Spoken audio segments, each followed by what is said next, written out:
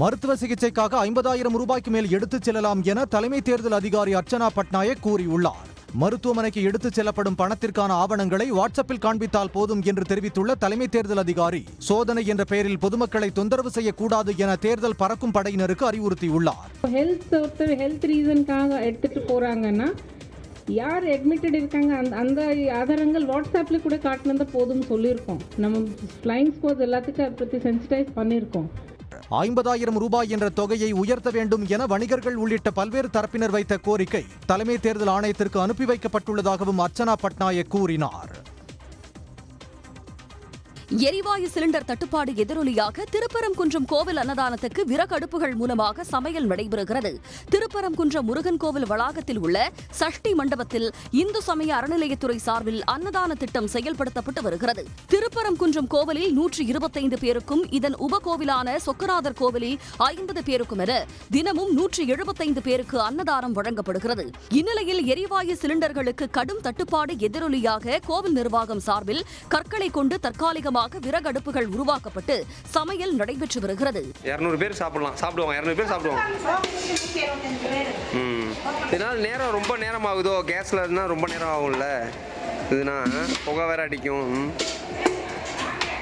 வழக்கமாக கேஸ் அடுப்பில் சமைக்கப்படும் கூட்டு, பொரியல், ரசம், சாம்பார் மற்றும் சாதம் ஆகியவற்றை தற்போது சமையல் கலைஞர்கள் விறகடுப்பிலேயே சமைத்து வருகின்றனர். சிலிண்டர் தட்டுப்பாடு நீங்கும் வரை விறகடுப்பு முறையே தொடரும் என்று கோவில் நிர்வாகம் தெரிவித்துள்ளது.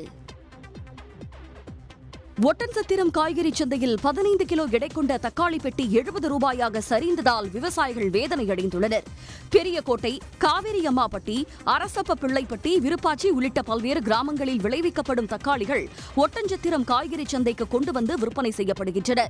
தற்போது தமிழ்நாட்டில் பல்வேறு மாவட்டங்களில் தக்காளி விளைச்சல் அதிகரித்துள்ளதால் விலை கடும் வீழ்ச்சியை சந்தித்துள்ளது. இதனால் இச்சந்தையில் விற்பனையாகும் தக்காளியின் விலை குறைந்துள்ளது.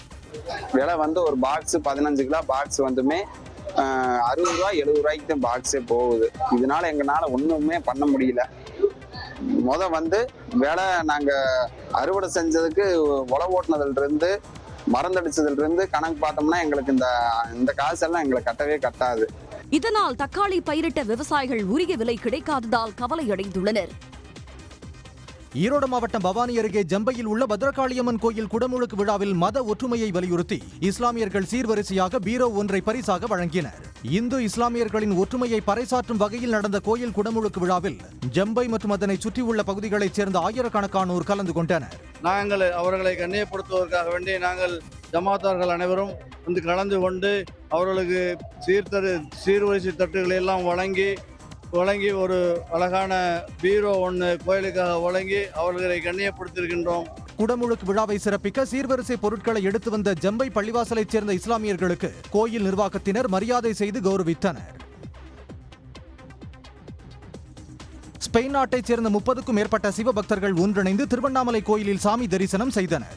இக்கோயிலுக்கு தினந்தோறும் ஆந்திரா, கர்நாடகா, கேரளா போன்ற வெளி மாநிலங்கள் மற்றும் வெளிநாடுகளில் இருந்து அதிக அளவில் சிவபக்தர்கள் வந்த வண்ணம் உள்ளனர். அந்த வகையில் ஸ்பெயின் நாட்டைச் சேர்ந்த சுமார் 30க்கும் மேற்பட்ட சிவபக்தர்கள் உண்ணாமுலை அம்மன் உடனாகிய அண்ணாமலையாரை தரிசனம் செய்தனர்.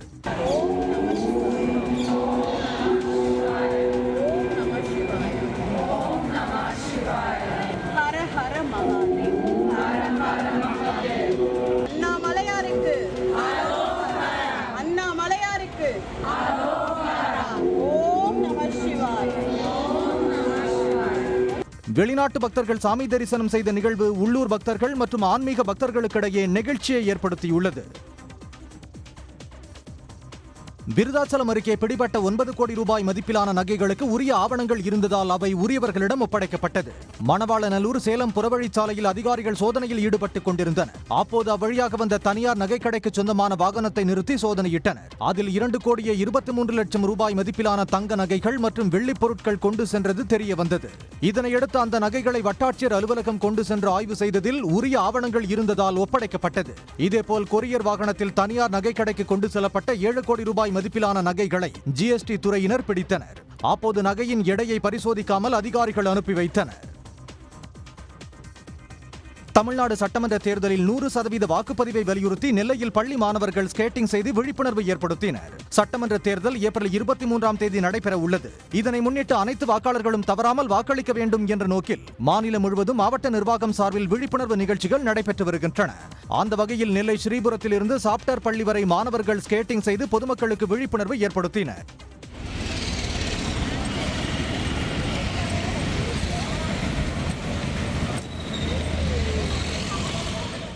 அதனைத் தொடர்ந்து மாணவர்கள் அனைவரும் ஒன்று கூடி தேர்தல் விழிப்புணர்வு உறுதிமொழியையும் எடுத்துக் கொண்டனர். தமிழ்நாடு சட்டப்பேரவை தேர்தலை முன்னிட்டு 262 நட்சத்திர பேச்சாளர்களுக்கு இந்திய தேர்தல் ஆணையம் அனுமதி வழங்கியுள்ளது. சட்டமன்ற மற்றும் நாடாளுமன்ற தேர்தலின் போது பல்வேறு கட்சிகளின் நட்சத்திர பேச்சாளர்களுக்கு தேர்தல் ஆணையம் சார்பில் அனுமதி வழங்கப்படுவது வழக்கம். அந்த வகையில் அங்கீகரிக்கப்பட்ட கட்சிகளுக்கு 40 நட்சத்திர பேச்சாளர்களுக்கும் அங்கீகரிக்கப்படாத பதிவு செய்த கட்சிகளுக்கு 20 நட்சத்திர பேச்சாளர்களும் அனுமதி அளிக்கப்படுகிறது. அதன்படி தமிழ்நாட்டில் 262 நட்சத்திர பேச்சாளர்களுக்கு தேர்தல் ஆணையம் அனுமதி வழங்கியுள்ளது. இந்த நட்சத்திர பேச்சாளருக்கான போக்குவரத்து உள்ளிட்ட தேர்தல் பிரச்சார செலவுகள் அவர் எந்த வேட்பாளருக்காக செய்கிறாரோ அவரது தேர்தல் செலவு கணக்கில் சேராது என்பது குறிப்பிடத்தக்கது. வேலைவாய்ப்பு மற்றும் புதிய தொழில் வளர்ச்சி தொடர்பாக எந்த வாக்குறுதியும் அதிமுக தேர்தல் அறிக்கையில் இடம்பெறவில்லை என மார்க்சிஸ்ட் கம்யூனிஸ்ட் கட்சியின் மாநில செயலாளர் சண்முகம் குற்றம் சாட்டியுள்ளார். ஆணவ கொலைகளை தடுக்க சிறப்பு சட்டம் கொண்டுவர அரசு அமைத்துள்ள ஓய்வு பெற்ற நீதிபதி KN பாஷா ஆணையத்திடம் சண்முகம் நேரில் சந்தித்து மனு அளித்தார். இதன் பின்னர் செய்தியாளர்களிடம் பேசிய அவர், நடைமுறைக்கு சாத்தியம் உள்ளதா என்று பாராமல் அதிமுக பல்வேறு தேர்தல் வாக்குறுதிகள் கொடுத்துள்ளதாக கூறினார். அந்த அறிக்கையில் வேலைவாய்ப்பை உருவாக்குவது சம்பந்தமாகவும் புதிய தொழில் வளர்ச்சிக்கான என்கின்ற முறையிலேயோ இப்படி அடிப்படை பிரச்சனைகளை தீர்ப்பதற்கான எந்த வாக்குறுதிகளும் அதிமுகவுடைய தேர்தல் அறிக்கையிலே கொடுக்கப்படவில்லை. தொடர்ந்து பேசிய சண்முகம், ஆணவ கொலைகளுக்கு எதிராக சிறப்பான சட்டத்தை இந்த குழு உருவாக்கி தரும் என்று நம்புவதாக தெரிவித்தார். 234 தொகுதிகளிலும் மு.க. ஸ்டாலின் தான் வேட்பாளர் என்ற உணர்வுடன் பணியாற்ற வேண்டும் என்று திமுக தொண்டர்களை முதலமைச்சர் கேட்டுக் கொண்டுள்ளார். இதுகுறித்து உடன்பிறப்புகளுக்கு எழுதியுள்ள கடிதத்தில், உதயசூரியன் போல கை, முரசு, கதிர் அறிவாள், அறிவாள் சுத்தி நட்சத்திரம், பானை, ஏணி ஆகியவையும் நமது சின்னங்கள் தான் என்று அவர் குறிப்பிட்டுள்ளார். திமுக வேட்பாளர்கள் திமுக சின்னத்தில் தோழமை கட்சியினர் என 175 இடங்களில் உதயசூரியன் சின்னம் களம் காண்பதாக மு.க. ஸ்டாலின் கூறியுள்ளார். தொகுதியில் தலைமை யாருக்கு சீட் கொடுத்தாலும் திமுகவினர் இதே மகிழ்ச்சியுடன் களத்தில் பணியாற்ற வேண்டும் என்றும் ஸ்டாலின் வலியுறுத்தியுள்ளார். நம்பிக்கையும் செல்வாக்கும் வெற்றியாக விளைவதற்கு அடுத்த 4 வாரங்களும் நாம் அயராமல் உழைத்திட வேண்டும் என்று அவர் அழைப்பு விடுத்துள்ளார். களத்தில் தோழமை கட்சிகளுடன் இணைந்து நின்று விரைந்து பணியாற்ற வேண்டும் என்று கூறியுள்ள மு.க. ஸ்டாலின், கவனம் சிதறாது இலக்கை வெல்வோம் என தெரிவித்துள்ளார். பாமக தலைவராக தன்னை அறிவிக்கும் வரை மாம்பழம் சின்னத்தை முடக்க கோரி மருத்துவர் ராமதாஸ் தொடர்ந்த வழக்கில் நாளைக்குள் பதில் மனு தாக்கல் செய்ய அன்புமணிக்கு நீதிமன்றம் உத்தரவிட்டுள்ளது. பாமக தலைவராக அன்புமணியை அங்கீகரித்து தேர்தல் ஆணையம் பிறப்பித்த உத்தரவை ரத்து செய்து தன்னை தலைவராக அங்கீகரிக்க தேர்தல் ஆணையத்துக்கு உத்தரவிடக் கோரி சென்னை உயர்நீதிமன்றத்தில் ராமதாஸ் மனு தாக்கல் செய்திருந்தார். இதனை விசாரித்த தலைமை நீதிபதி அமர்வு உட்கட்சி விவகாரம் தொடர்பாக சென்னை உரிமையியல் நீதிமன்றத்தில் வழக்கு நிலுவையில் உள்ளதால் அதே நீதிமன்றத்தை அணுகி நிவாரணம் பெறலாம் என்று கூறி மனுவை தள்ளுபடி செய்தது. இதை எதிர்த்து ராமதாஸ் தொடர்ந்த மேல்முறையீட்டு வழக்கை விசாரித்த உச்சநீதிமன்றம் வழக்கை 3 நாட்களில் விரைந்து முடிக்க சென்னை உரிமையியல் நீதிமன்றத்துக்கு உத்தரவிட்டிருந்தது. இந்நிலையில் ராமதாஸின் மனு நீதிபதி தர்மபிரபு அமர்வில் இன்று விசாரணைக்கு வந்தபோது அன்புமணி தரப்பில் பதிலளிக்க கால அவகாசம் கோரப்பட்டது. இதை ஏற்று நாளைக்குள் பதிலளிக்க அன்புமணி தரப்புக்கு உத்தரவிட்ட நீதிபதி நாளை இரு தரப்பு வாதங்களும் கேட்கப்படும் என்று கூறி விசாரணையை ஒத்திவைத்தார். சென்னையில் ஆபரண தங்கத்தின் விலை சவரனுக்கு 2800 ரூபாய் உயர்ந்துள்ளது. கடந்த சில நாட்களாக ஆபரண தங்கம் விலை காலையில் சரிந்தும் மாலையில் உயர்ந்தும் வருகிறது. நேற்று காலை தங்கத்தின் விலை சவரனுக்கு 2720 ரூபாய் சரிந்த நிலையில் மாலையே கிராமுக்கு 250 ரூபாய், சவரனுக்கு 2000 ரூபாய் உயர்ந்தது. இந்நிலையில் இன்று காலை ஆபரண தங்கத்தின் விலை சவரனுக்கு 2800 ரூபாய் உயர்ந்துள்ளது. இதனால் சவரன் விலை 1,08,800 ரூபாயாக அதிகரித்துள்ளது. 1 கிராம் ஆபரண தங்கத்தின் இன்றைய விலை 13,600 ரூபாய். வெள்ளியின் விலை கிராமுக்கு 10 ரூபாய் உயர்ந்து 1 கிராம் 260 ரூபாய்க்கு வர்த்தகமாகிறது. நெல்லை பாளையங்கோட்டையில் ஊராட்சி செயலாளர் வீட்டில் லஞ்ச ஒழிப்புத்துறையினர் திடீர் சோதனை நடத்தினர். பாளையங்கோட்டை KTC நகர் டார்லிங் நகரை சேர்ந்த முத்துக்குட்டி என்பவர் முன்னீர் பள்ளம் ஊராட்சி அலுவலகத்தில் செயலாளராக உள்ளார். இவர் இதற்கு முன்பு கடந்த 2019 முதல் 2024ஆம் ஆண்டு வரை சீவலப்பேரி மற்றும் ரெட்டியார்பட்டி ஊராட்சிகளில் செயலாளராக பணியாற்றியிருந்தார்.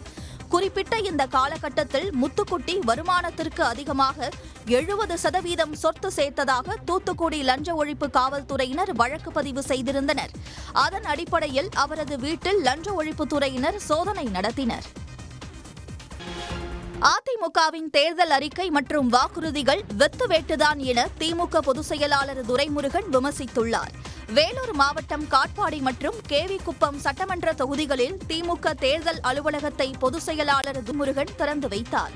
அப்போது பேசிய அவர், சாதுரியமாக மிகப்பெரிய கூட்டணி அமைத்துள்ள திமுக தலைவரின் திறனை கண்டு வியப்பதாக துரைமுருகன் குறிப்பிட்டார். அகில இந்திய கட்சிகள் யாராக இருந்தாலும் சொல்கிறேன், அவர்களால் நிலையான ஒரு முடிவு எடுக்க முடியவில்லை. ஆனால் நமக்குமாகவே இருந்து